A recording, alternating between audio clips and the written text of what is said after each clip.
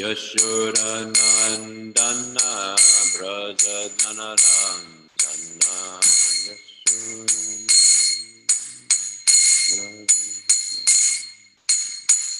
Yashodanandana Braja Janaranjana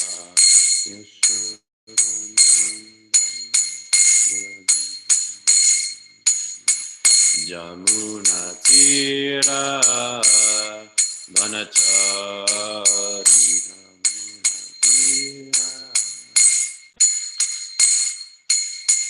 Jamuna Tira Vanachari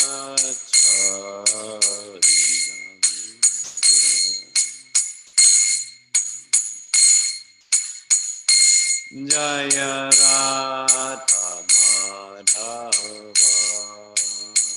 Kunja Bihari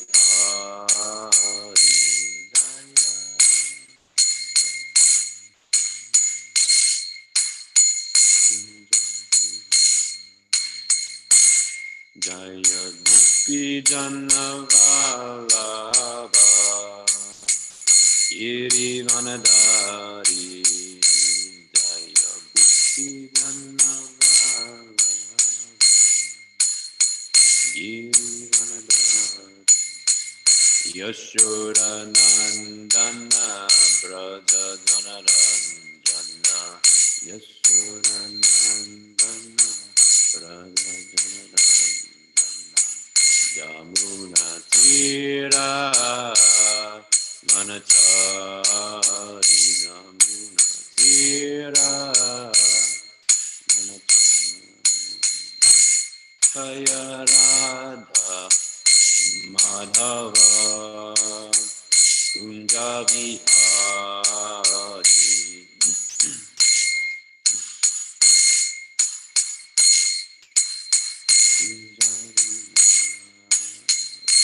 Jaya Gopi Jana Vallabha Giri Vanadari Jaya Gopi Jana Vallabha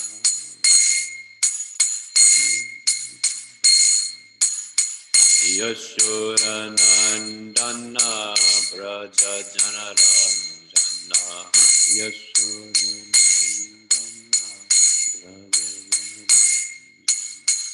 Jamuna Tira Vanachari Jamuna Tira Vanachari Jaya Radha Madhava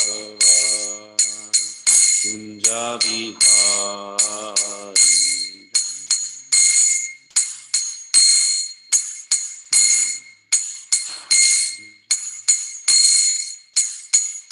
Jaya Radha Madhava Kunja Bihari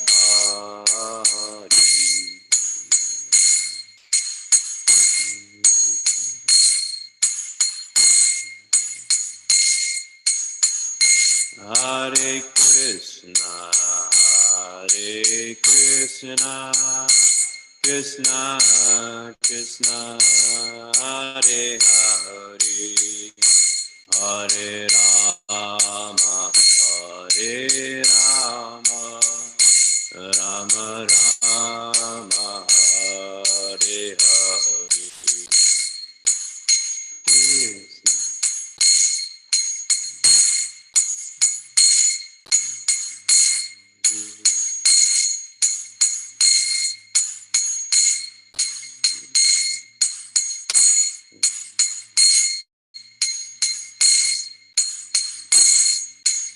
Hare Krishna Krishna Krishna Hare Hare Hare Rama Hare Rama Rama Rama Hare Hare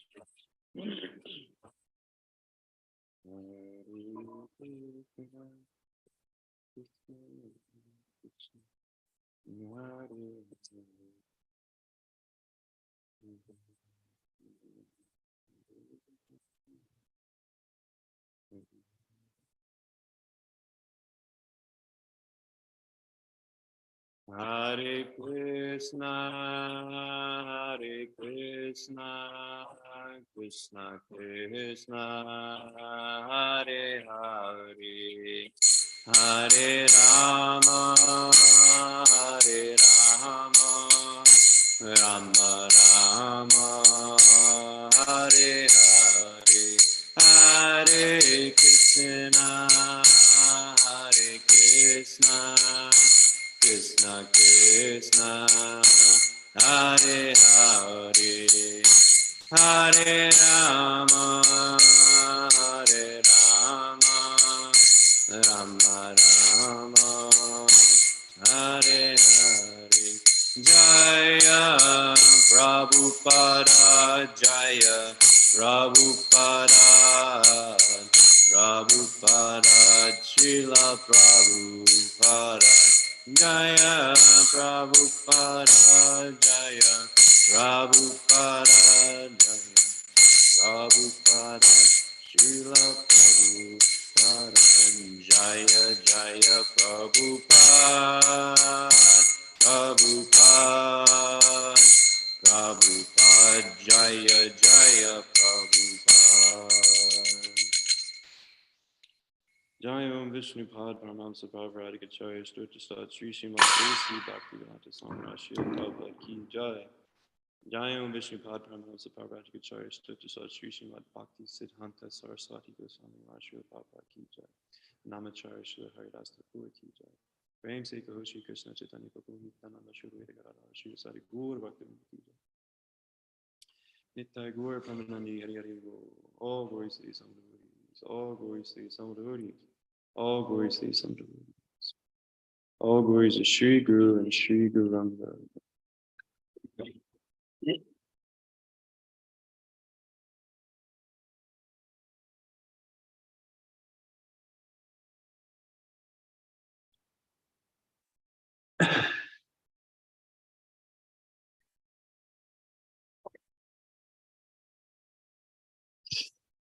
Om Namo Bhagavate Vasudevaya. Om Namo Bhagavate Vasudevaya. Om Namo Bhagavate Vasudevaya. Om Namo Bhagavate Vasudevaya.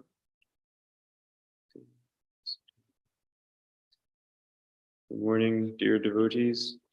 As Tarka Prabhu would say, dear Prabhus, Hare Krishna. Today we are reading from 4th canto, 30th chapter, verse number 7. Pinayatashta bhujamandala madhya lakshmya spardhachtriya pravrito vana malayadya barhishmata purusha aha sutan prapanan parjanyanada rataya sagrinavaloka Inayatashta bhujamandala madhya lakshmiya spirdhachtriya parivrito vanamalayadya barhishmata purusha atasutan pananan prapanan prajanyanada rutaya sagrinavalokaha Inayatashta bhujamandala madhya lakshmiya spardhachtriya parivrito vana maladyaha barhishmata purusha ahasatan papanam parjanyanada rutaya sagrinava valokaha. Is anyone online who would like to repeat?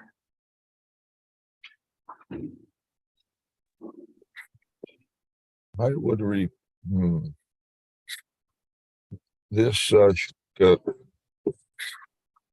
actually has the same meter as Brahma Samhita, and it just works much better that way.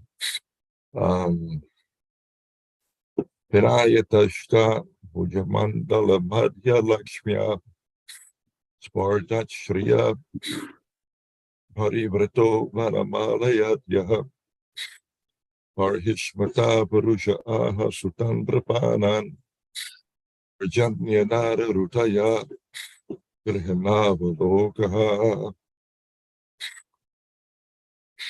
Thank you for that. I'm very ignorant of meters, so thank you for sharing it nicely.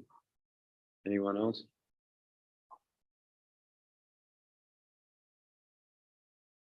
Okay, I'll go to the word for word translation. Pina, stout.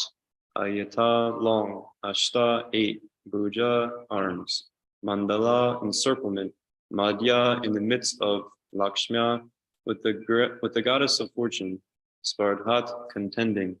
Shriya, whose beauty. Parivritaha, encircled. Vanamalaya, by a flower garland. Adyaha, the original personality of Godhead. Barhishmataha, of King Parchinabarhi. Purusha, the supreme personality of Godhead. Aha, addressed. Sutan, the sons. Prapanan, surrendered. Parjanya, like a cloud. Nada, whose sound. Rutaya, by a voice. Sagrina, with mercy. Avalokaha, his glancing. Translation purport by Srila Prabhupada. Srila Prabhupada Ki Jai. Around the neck of the personality of Godhead hung a flower garland that reached to his knees. His 8 stout and elongated arms were decorated with that garland, which challenged the beauty of the goddess of fortune. With a merciful glance and a voice like thunder, the Lord addressed the sons of King Prachinabarhishad, who were very much surrendered unto him. Purport. The word Adyaha in this verse is very significant. The Supreme Personality of Godhead is the origin even of Paramatma and Brahman, as confirmed in Bhagavad Gita 14:27. Brahmano hi pratisht aham. The absolute truth begins not with the impersonal Brahman, but with the original personality of Godhead, Krishna. When Arjuna realized Krishna's greatness, he addressed him in this way: Param Brahma Param Dham, Pavitram Paranam Bhavam. Purusham Shashvatam Divyam Adi Devam Ajan Vibhum. You are the supreme Brahman, the ultimate, the supreme abode and a pure and purifier, the absolute truth and the eternal divine person. You are the primal God, transcendental and original, and you are the unborn and all-pervading beauty. The Brahma Samhita also says, Anadir Adir Govinda Sarva Karana Karanam. The Supreme Lord is not caused by anything, Anadi, but he is the cause of all causes. The Vedanta Sutra says, Janmadya Asyaha Yataha. The absolute truth is that from which everything emanates. The absolute truth is described as Adi Purusha. The absolute truth is therefore a person and is not impersonal. Translation again. Around the neck of the personality of Godhead hung a flower garland that reached to his knees. His 8 stout and elongated arms were decorated with that garland, which challenged the beauty of the goddess of fortune. With a merciful glance and a voice like thunder, the Lord addressed the sons of King Prachinabarhishat, who were very much surrendered unto him. Om Agyanatimirandasya Vinanjana Shalakaya Chakshur Unmritam Yona Tasmai Shri Gurave Namaha. Jai Shri Krishna Chaitanya Prabhu Nityananda Shri Advaita Gadadhar Srila Sarigur Bhaktivinoda. Hare Krishna, Krishna Krishna, Hare Hare. Hare Rama, Rama Rama, Hare Hare. So in yesterday's verse and today's, the beauty of the Lord and his all attractiveness and his personality are being stressed. Mentioned yesterday, the origin of it, everything is actually a person, and the supreme personality of Godhead is a person. There's many misconceptions that the Brahman might temporarily manifest a personality, but this actually doesn't make any sense. If you follow the Shastra as given by Guru Parampara, we see that it's a person that originates everything. all power, all beauty, everything. And this is difficult for us because since we are persons, we are envious. We want to be the Supreme Personality of Godhead. And therefore, the fact that the absolute truth is personal is very difficult for us to understand because we are persons and we have envy. So,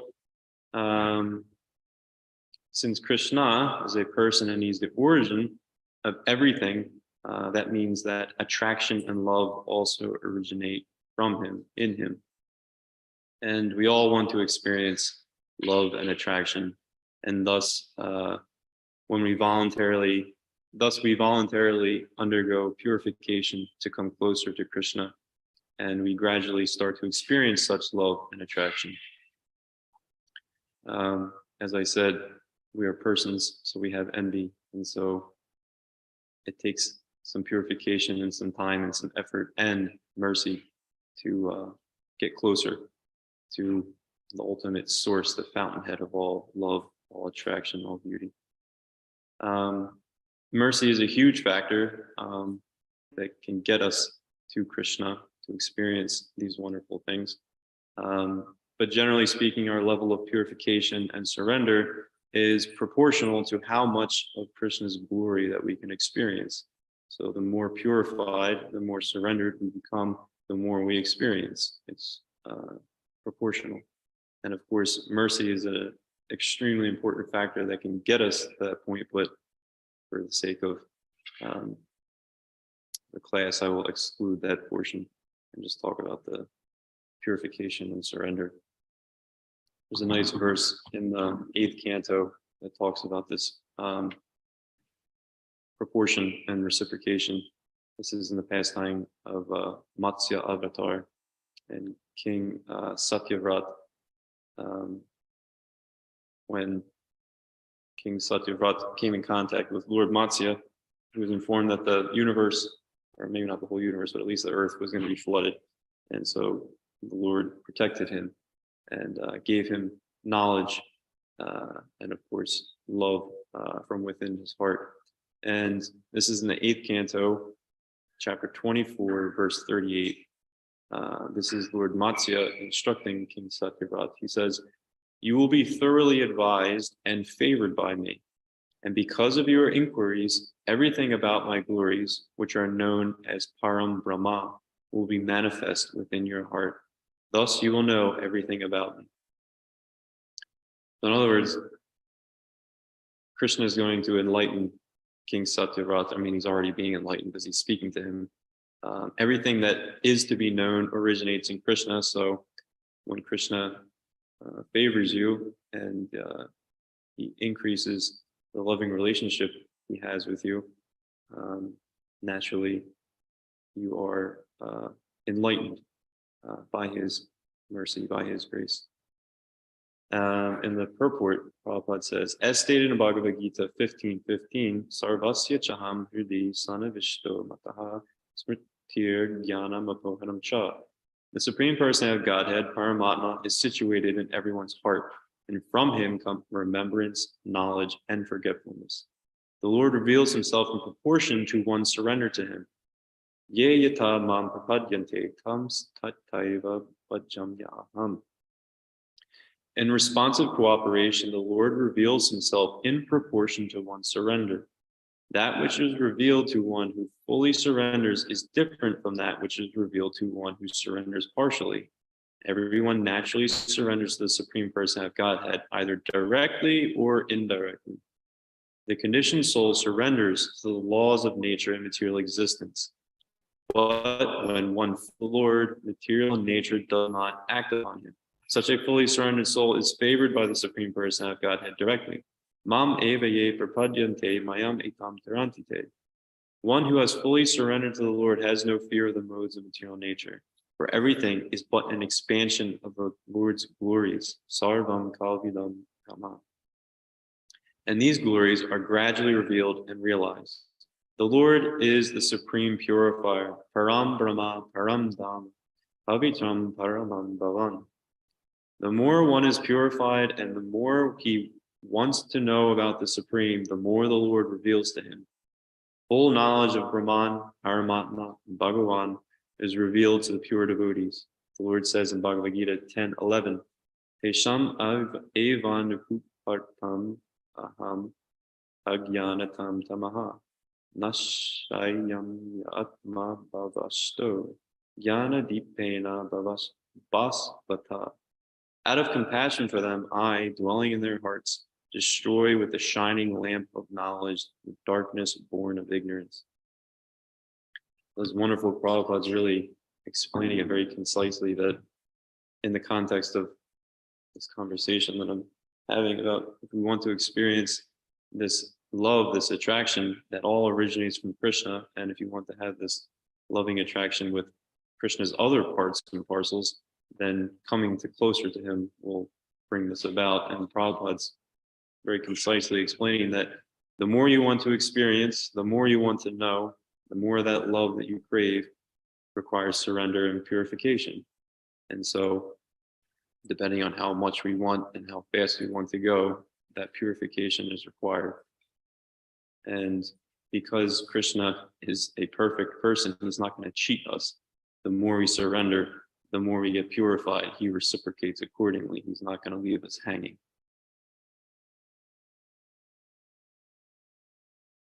So this is, I'll read a few verses later. The king, Satyavrat, is speaking. He says, one who wants, this is, text 48 of the same chapter, which is chapter 24. He says, one who wants to be free of material entanglement should take to the service of the Supreme Personality of Godhead and give up the contamination of ignorance involving pious and impious activities. Thus, one regains his original identity, just as a block of gold or silver sheds all dirt and becomes purified when treated with fire. May that inexhaustible Supreme Personality of Godhead become our spiritual master, for he is the original spiritual master of all other spiritual masters. So the king is giving a very nice analogy, a very nice visualization of this purification, which is found elsewhere in the Bhagavatam as well, which is fire. And we, as contaminated, conditioned spirit souls, are like gold or silver. And in order to become purified and experience this great attraction for Krishna, this love of Krishna, for Krishna, requires the fire of purification, which is bhakti yoga. It's the whole practice of bhakti yoga, is purifying.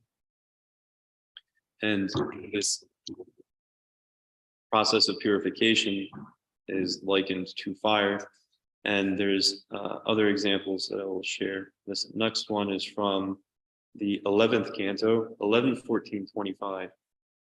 I'm thinking this is within the Uddhava Gita, and I believe it's Krishna speaking. He says, just as gold, when smelted in fire, gives up its impurities and returns to its pure, brilliant state, similarly, the spirit soul, absorbed in the fire of bhakti yoga, is purified of all contamination caused by previous fruitive activities and returns to its original position of serving me in the spiritual world. This is nice. The fire example again, which is the process of bhakti yoga, purifies the spirit soul. Naturally, the spirit soul is pure. There's actually no contamination within it, but because of false ego, because of our desire to be God, we are in the material world, and we have this false ego covering that gives us so much pain and suffering. And this process of bhakti yoga dissolves this false ego in the fire of purification. So in the purport, as explained, according to Srila Vishwanath Chakravarti Thakur, this verse indicates that the devotee goes back home, back to Godhead, and there worships Lord Krishna in his original spiritual body, which is compared to the original pure form of smelted gold. Gold alloyed with inferior metals cannot be purified by water and soap. Similarly, the heart's impurities cannot be removed by superficial processes. Only the fire of love of Godhead can cleanse one's soul and send one back home, back to Godhead, to engage in eternal loving service of the Lord. So we are spirit souls, and we are contaminated by the covering of false ego, material mind, intelligence, the senses, the gross body. These things cannot be purified by superficial processes. They cannot be purified by material processes. Only Bhakti Yoga actually completely purifies. Of course, there are some supplementary things that might help you on your path of Bhakti Yoga, but the essence of the purification is Bhakti Yoga in itself. And why is because Bhakti Yoga pleases Krishna, and Krishna is in control of everything. Krishna, if you please Krishna, he is inclined to remove all these things for you, because you factually cannot do it yourself. You cannot just say, oh, I have a false ego wrapped around me, I'm just going to take it off. No, only Krishna can do that. And this process of Bhakti Yoga pleases him and increases the loving relationship you have with him, and then he's inclined to remove it for you. So continuing with the concept of the burning fire, or purifying our false ego, which is the root cause of all of our suffering material atmosphere. Another analogy is Krishna as the sun. You find this a lot in Shastra. Krishna as the sun, which can remove the false ego. This is in the 12th canto, 4th chapter, verse 32.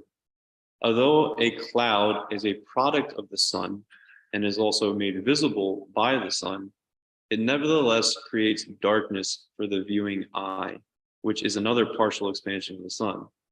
Similarly, material false ego, a particular product of the absolute truth made visible by the absolute truth, obstructs the individual soul, another partial expansion of the absolute truth, from realizing the absolute truth.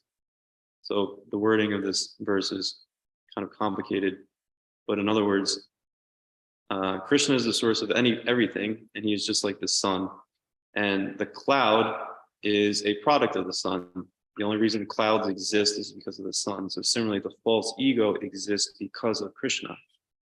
And the living entity, also part and parcel of Krishna, cannot see the sun because the cloud, or false ego, is in between us and Krishna.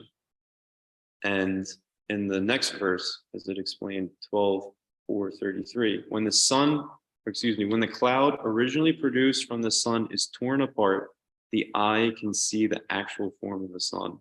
Similarly, when the spirit soul destroys his material covering of false ego by inquiring into the transcendental science, he regains his original spiritual awareness.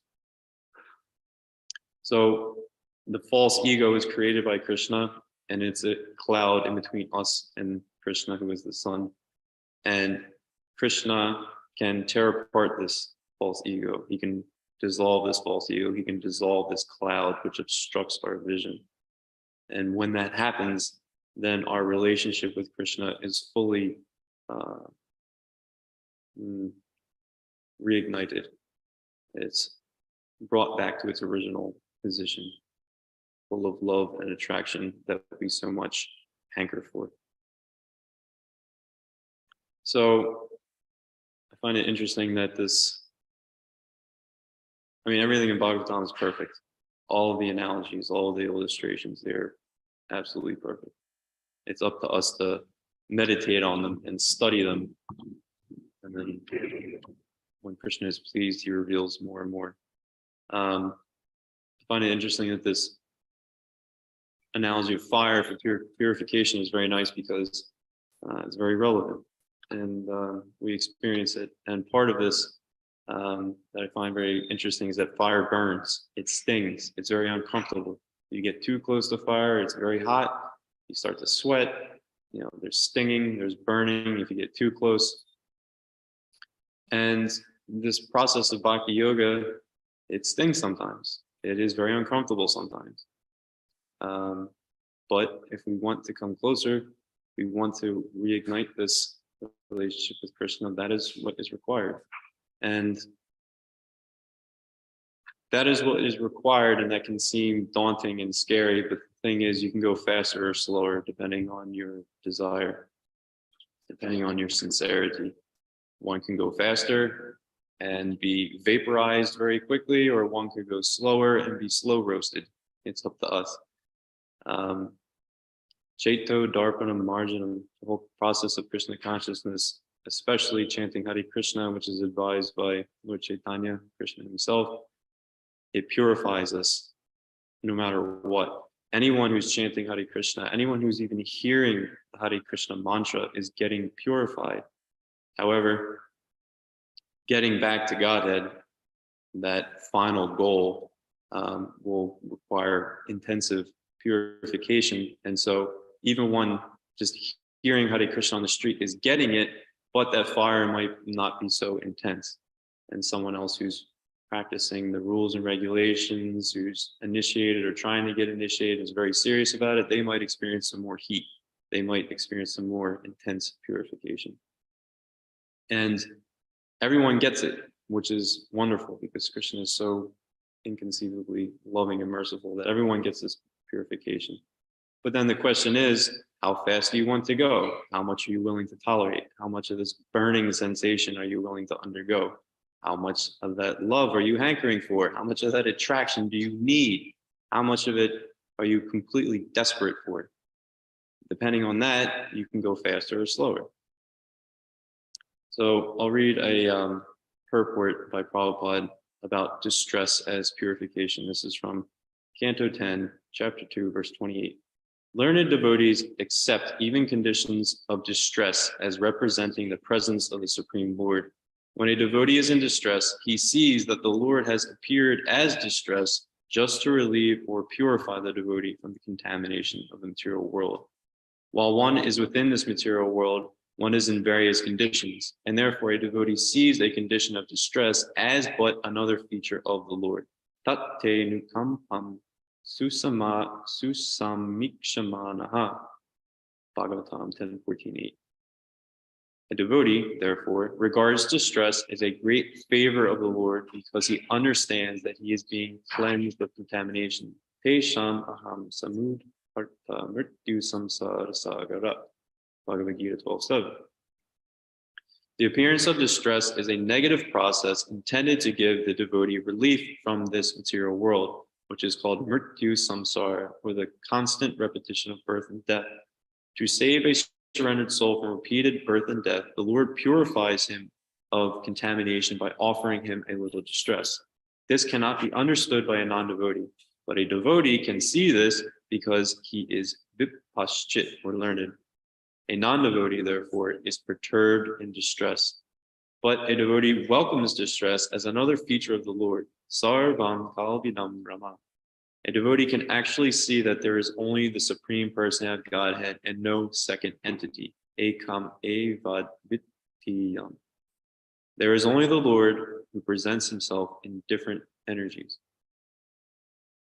So this purport is very helpful and interesting, that we experience distress if we are acting as devotees to our best ability. When distress comes, it's actually also Krishna's love. He's trying to bring us closer to him. However, sometimes this distress can be so intense, it can be so bewildering that we forget this. So speaking to myself, I got to remember somehow or other, beg for mercy that I can remember that this distress is actually Krishna's favor. He's bringing me closer to my desire, my goal, even though it stings.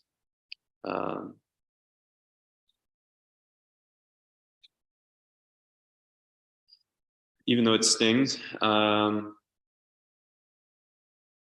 However, this stinging is just a product of the false ego. The false ego is the only thing that actually gives us such distress, because we falsely identify as the body, mind, intelligence, and ego itself. So this stinging is the purification of the false ego, which knowledge helps a lot, because if we can read this and understand it in Bhagavatam, then it takes the edge off, so to speak. Because Krishna is a person, he has preferences. and his preference is those souls who practice bhakti yoga or loving devotional service unto him. He very much likes pure devotional service. So because he's a person, he has preferences, and if we want to come closer to him, if we want to experience this love and attraction, we have to follow what he likes. And he likes the most pure devotional service. This is explained in 11th canto, 2nd chapter, verse 12.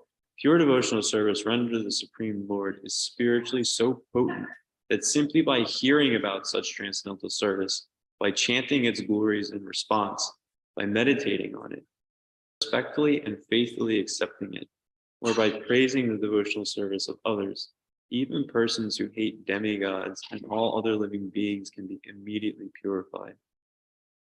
This is quite remarkable. Pure devotional service to Krishna is so much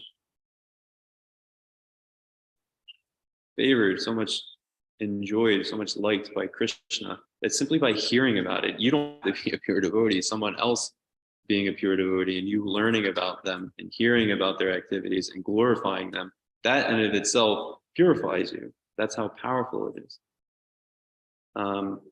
In the purport, it says, Srila Bhakti Siddhanta Saraswati Thakur has commented that the word Sad Dharma refers to Bhagavat Dharma.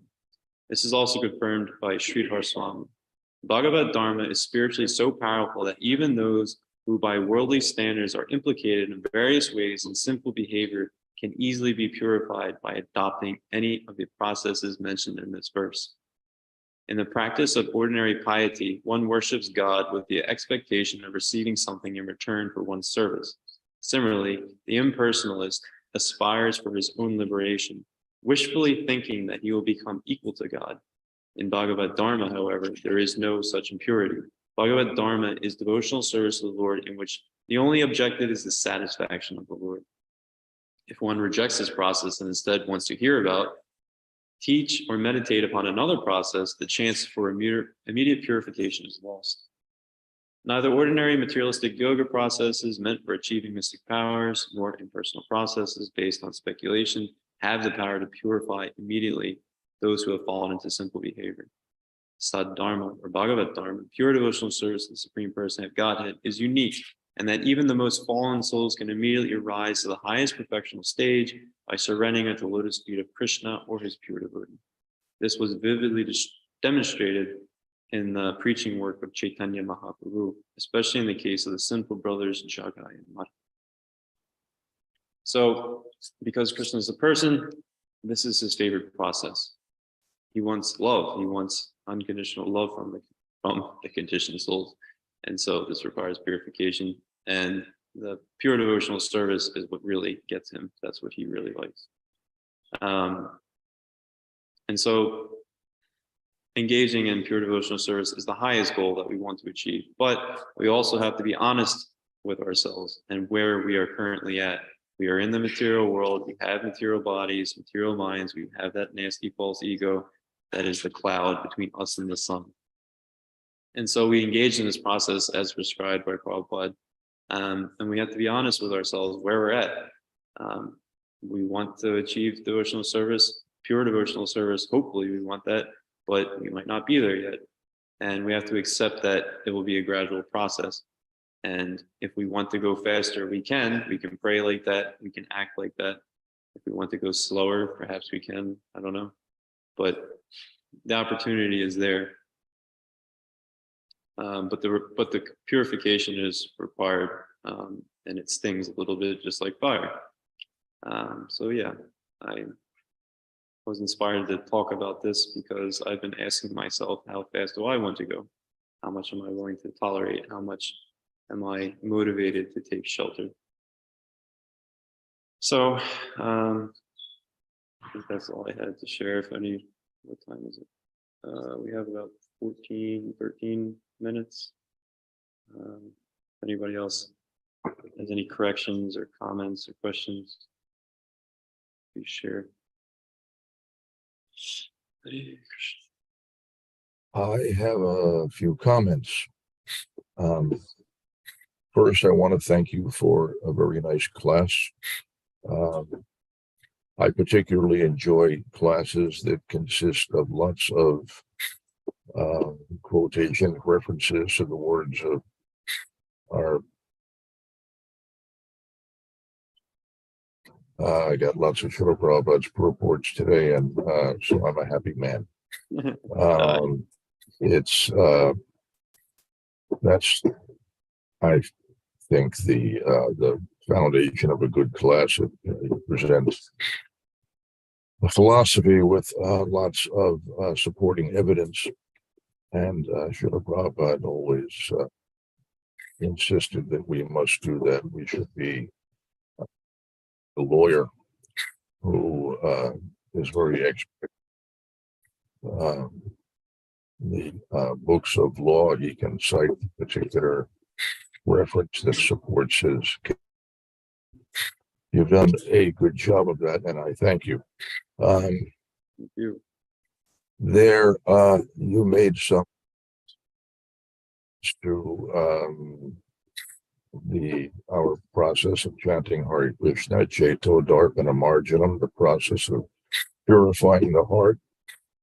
And I think about this all course of my daily chanting, that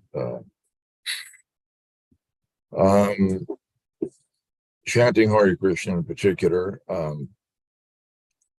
hearing and chanting of Krishna Katha in general, but especially our chanting of japa is our foremost process of purification. And so hearing and chanting the Lord's holy names is the medicine. It's perfect medicine. It will what ails us. But unlike mundane medications, this medication is there are no ill side effects, and it's not possible to overdose. You can take as much as you like, and just if you want to accelerate your advancement, if you want to make more rapid progress, you simply increase your hearing and chanting. As far as the discomfort that may arise from the process of purification, that discomfort is, I think it's worth pointing out that it at its worst, it is relatively insignificant relative to the angas of material existence, and we certainly want to mitigate our material pains as soon as possible. We don't want to protracted period of suffering in material life. It's advisable, and it's a really good thing to wrap our business up quickly for a host of reasons. And one important reason is that we don't really know how much time we have. So before we run out of time, we want to be sure that we so sufficiently to complete the course of purification. Otherwise, we have to accept another material birth with a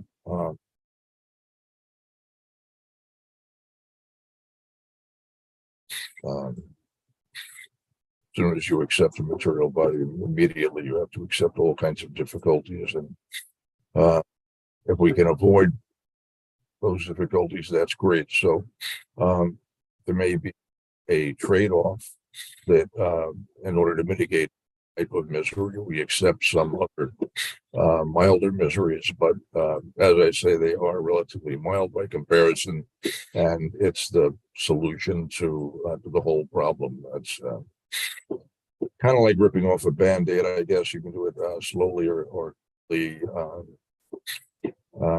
sometimes better to just do it quickly.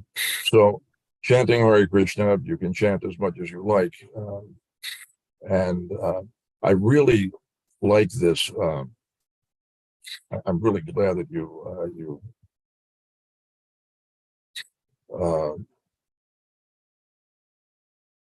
did a Prabhupada's purport to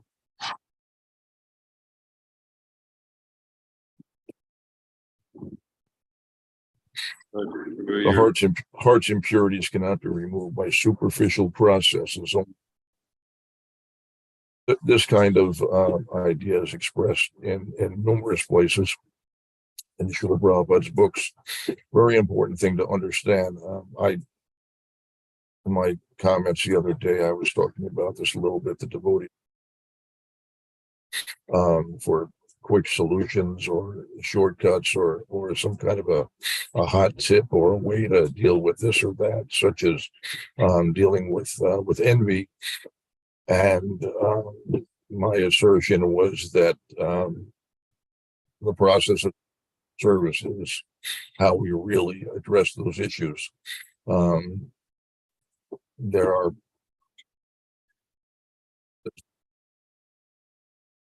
be a little bit helpful, but they tend to be rather superficial. And so here it said the heart's impurities cannot be removed by superficial processes. Only the fire of love of Godhead can cleanse one's soul, send one back home, back to Godhead, to engage in eternal loving service to the Lord. So the processes of devotional service, all of what has been prescribed by our previous acharyas, our founder acharya, laid out a specific path for us, a particular course of action.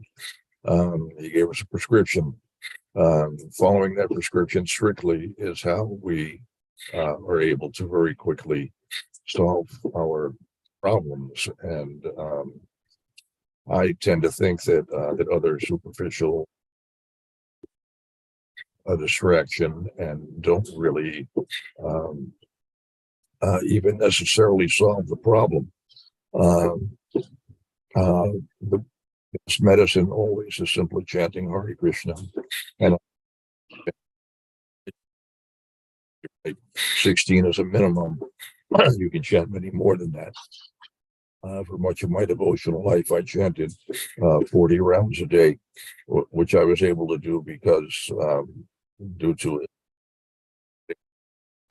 I had time, and it was wonderful, most extraordinary period of time in my devotional life, just chanting and hearing Srila Prabhupada's lectures, hearing from advanced souls is wonderful, because we have difficulty in the beginning stages of devotional service to fix our minds on simply hearing chanting the holy names. Mind is restless and wants engagement, and so we of Krishna consciousness by reading, hearing recorded lectures, and so on. We can give the mind lots of subject matter to chew on, and it saves us from having our mind contemplating all kinds of other subject matters that are of a deleterious nature. Hearing and chanting Krishna Katha is always uplifting, purifying, and expressive. So there was something else I wanted to say, and I can't recall what it was. Oh, okay. It just came back to me. I have a great challenge to organize my thoughts at times, and I apologize, but one moment here while I reference my notes. There is a because, speaking of suffering, and some of the sorts of you say stinging or pinching of the process of purification.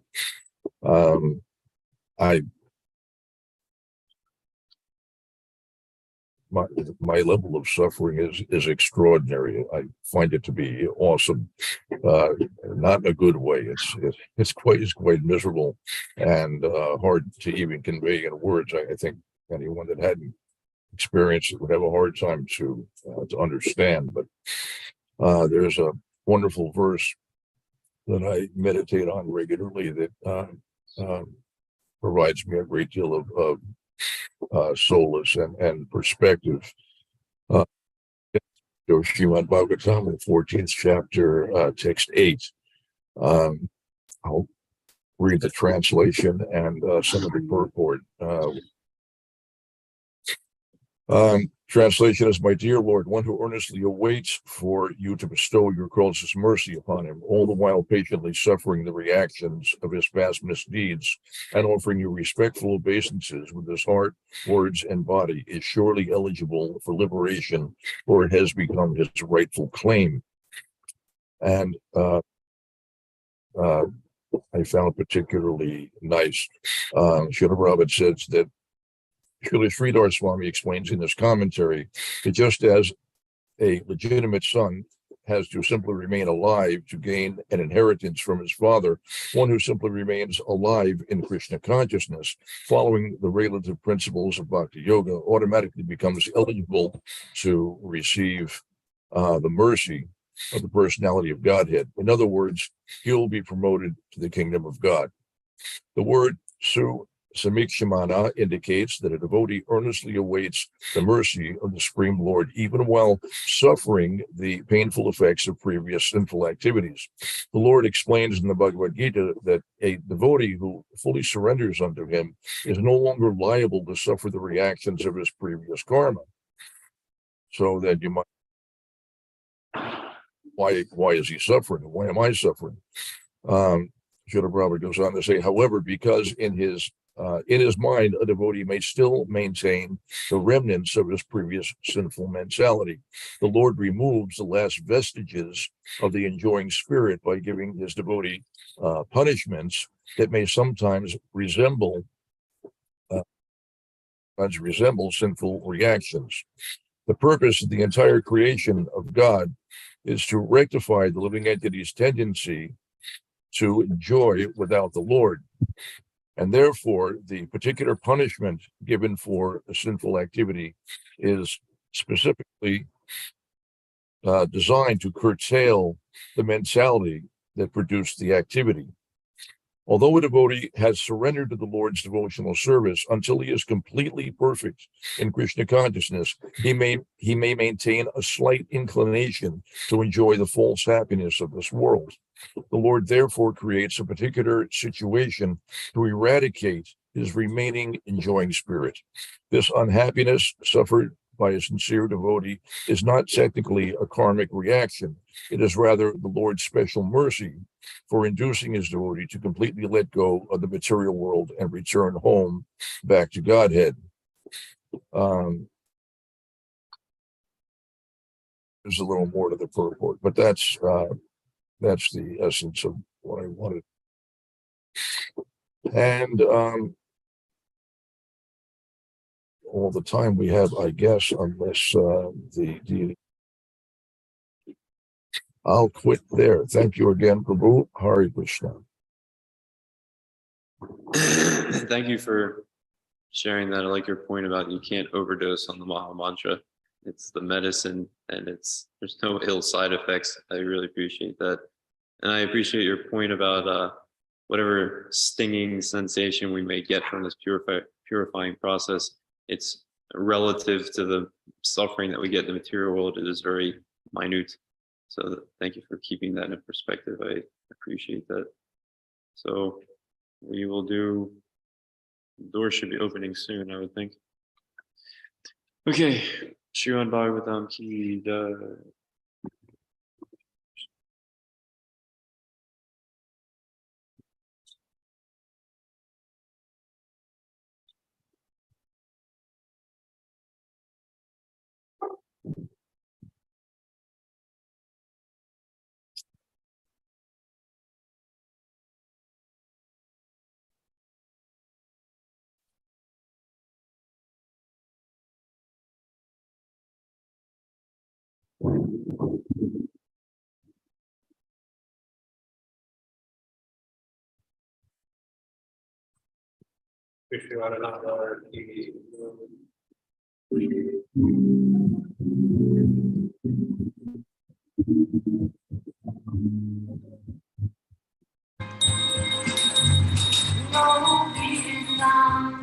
Hari